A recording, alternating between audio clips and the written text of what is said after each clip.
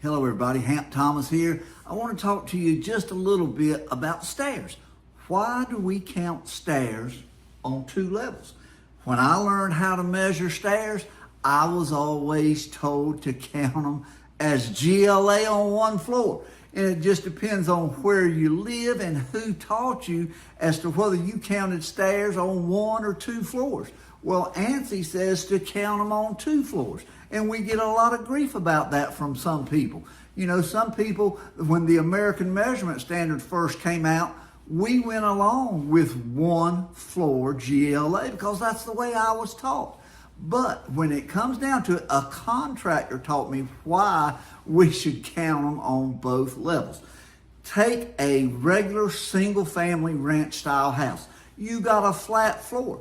That space is included in the GLA. All right, when you come back and you add a staircase and you've got a 1.5 level house, you got to build those stairs. You got to have cost to build that space. So when you're building that staircase, you've still got the floor underneath that should count as GLA. This space is raised up and counted as GLA on the second floor. If it's got cost, it ought to be, you got to get something for it somewhere, some kind of credit. So do you make a staircase grid adjustment?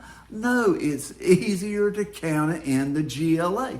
And what comes underneath stairs, guys? I mean, we could do a whole book on that. You know, there are half baths and bookcases and closets and, I mean, there are so many things that go underneath a staircase. You know, we really could fill a book. But the point is that all these things cost money. When you're measuring stairs, why do you count them on two levels? You've got a flat level to begin with. That space is GLA. The stairs and whatever's underneath it cost money, and that cost has value. You raise that staircase up and count it as GLA on the second floor. It's just logical. Thanks for watching.